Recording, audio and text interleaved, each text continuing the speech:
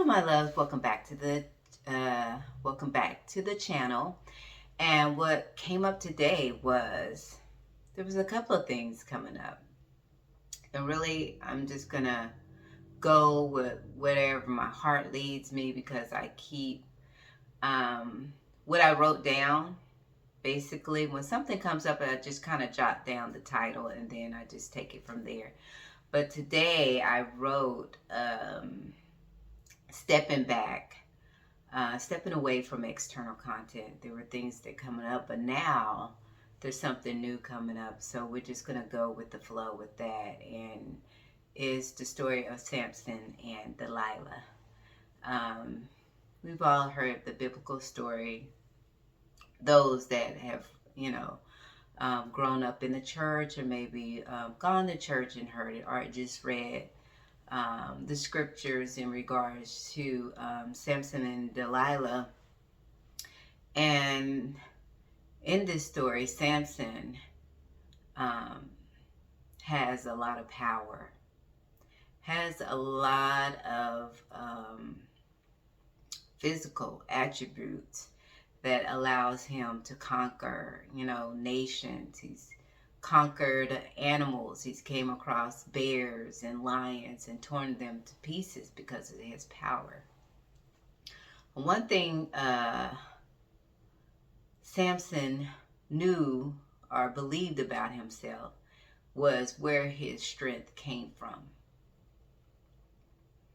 And everyone around wanted to know about this strength so much that they were able to get next to his wife, Delilah, and persuade her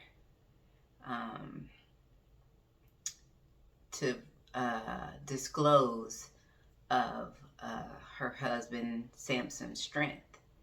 And in the story, it talks about Samson believed that his hair was his strength.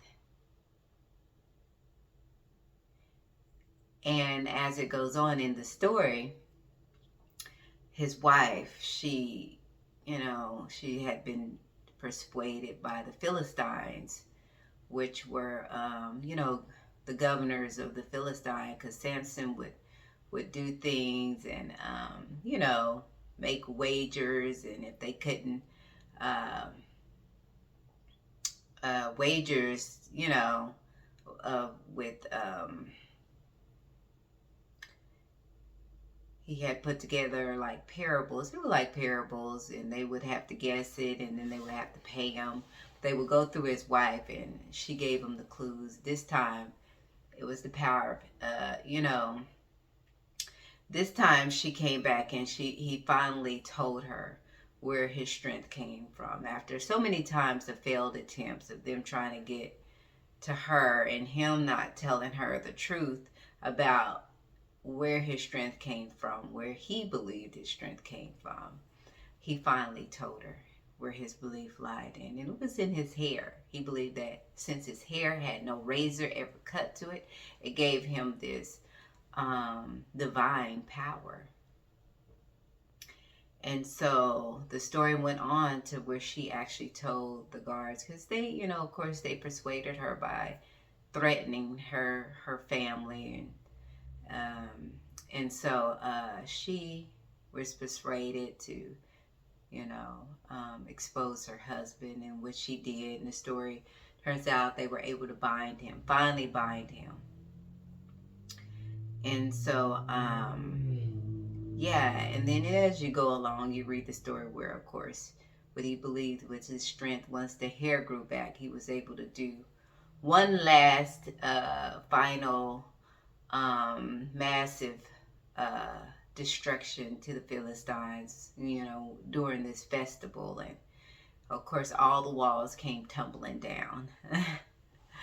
And so, but when you look at this story of Samson and Delilah, and you look at this belief, how powerful belief systems can be.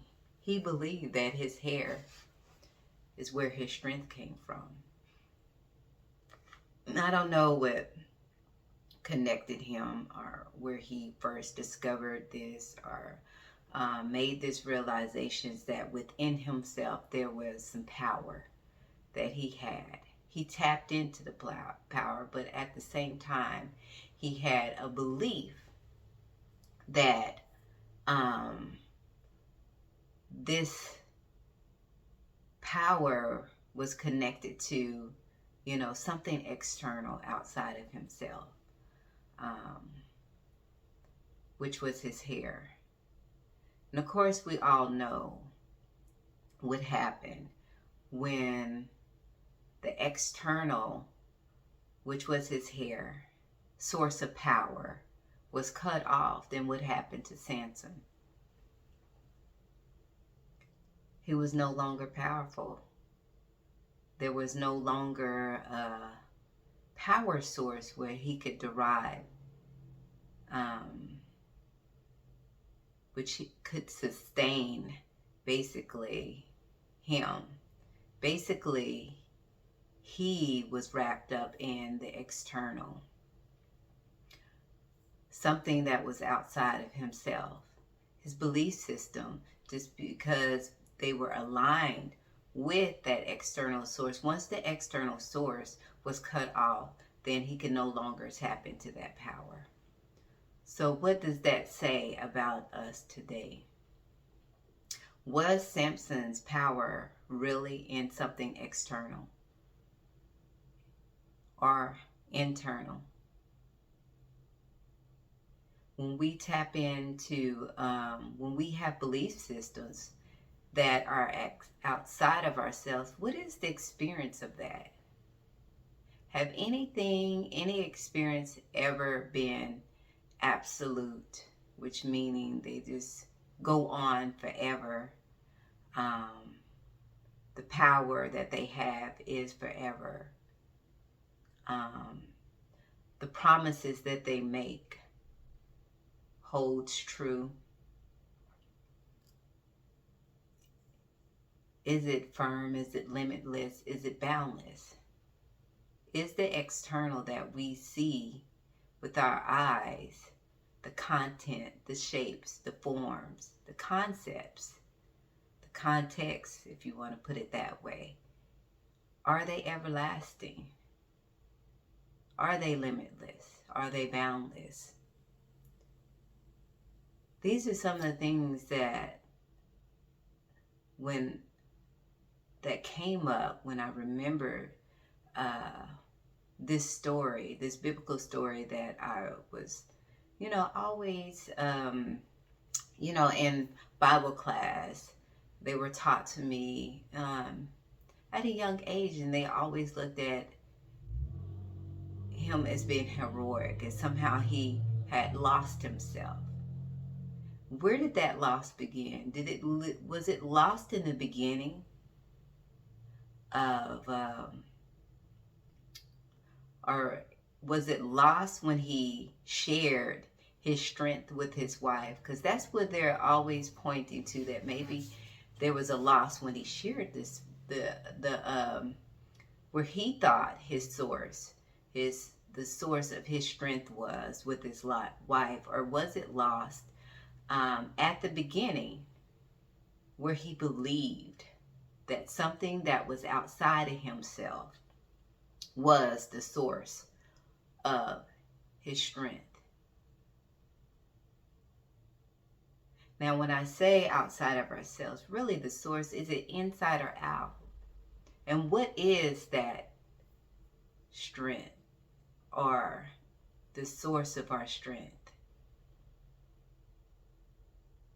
And what are we? Some might think, oh, it's blasphemy. She's trying to say that, God isn't our source, or, but who do we think we are when we look at ourselves? Are we this body, this form, this shape, this concept? Are we that same breath of life that, in biblical terms, say that was blew within us? That movement.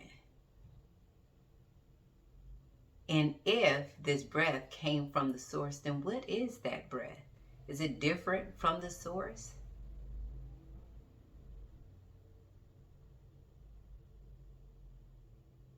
Some of us have, and I can't say some of us, because there's conditioning that's there. You know, the conditioning is to believe in something. To believe in something that we see, the shapes, the forms. And in Samson's case, he believed that his strength came from something that was outside of himself. How is that? If the strength came from within him and he was able to command it when he believed that it came from his hair, that strength was always him. He was always the source of that strength. The hair was just a belief system. And those are the same as some of us have today. We have all these beliefs about who we are and why we can or can't do this, and, you know, cultural beliefs, biblical beliefs that we've taught ourselves that, you know, if we do this, then this will, you know, we got to work to get in here, or we have to believe in this or that is not the source, you know. In order to have that power within us, that love space, that peace that can surpass it all understanding, we are that power source. We are that breath of life. So we don't have to look for our hair to tap into the source. We don't have to look into our bodies. We don't have to look into anything external to tap into each one of our individual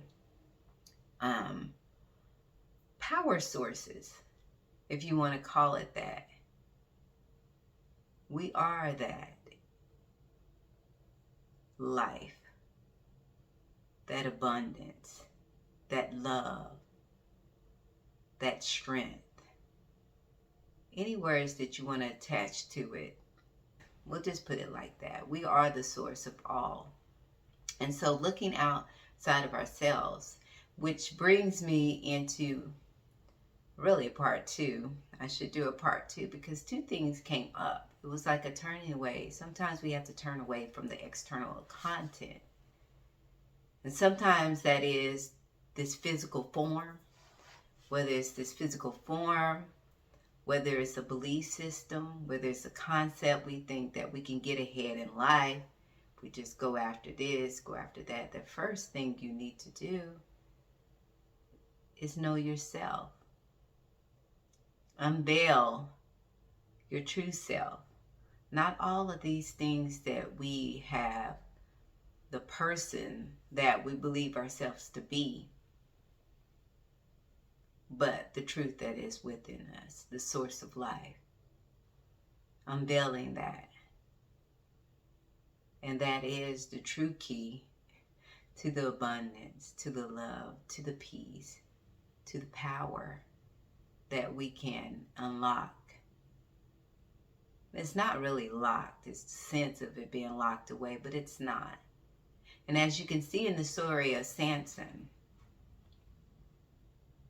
once his belief system, he built that wall back up to where his hair grew back. And then, you know, he was able to, you know, tap back into it. So just by belief, how we can, it shows you what belief can do.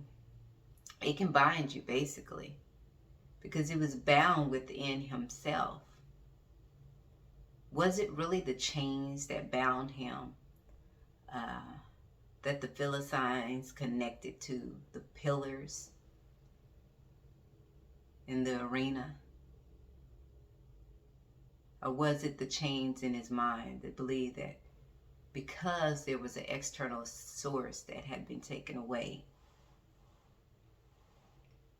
that he was no longer in access to his power within? All of those were veils. Beliefs are veils that we put up to bind ourselves. So sometimes we do have to step away from the external. Sometimes the conditioning is so strong that we literally have to just turn off the TV. We have to just literally step back from all the noise. Maybe not go out this weekend. You know, put the book down. Turn off the news. Cut off social media. Just to find or reconnect with home, our love space. Just removing the unveiling, not really reconnected, because we're never really disconnected. These are words that are just limiting. So describing it, it's always going to be wrong. But we were always, you know, here. We were never gone. So all we're doing is unveiling what's already there. But there's a time to turn away from the content, to turn away from the external, is what we call it, just to be with ourselves. And so that's what came up today. It's almost like 2 lessons in one. So I turned on the camera and I started it about 2 or 3 times, and you know, it was because I was trying to stay with, what came up before, and now we're saying, no, we need to do what we're going to do now. So, yeah, let now just be it. And so I hope this video touches your heart. Remember that you are beautiful. Remember that I love you. Bye.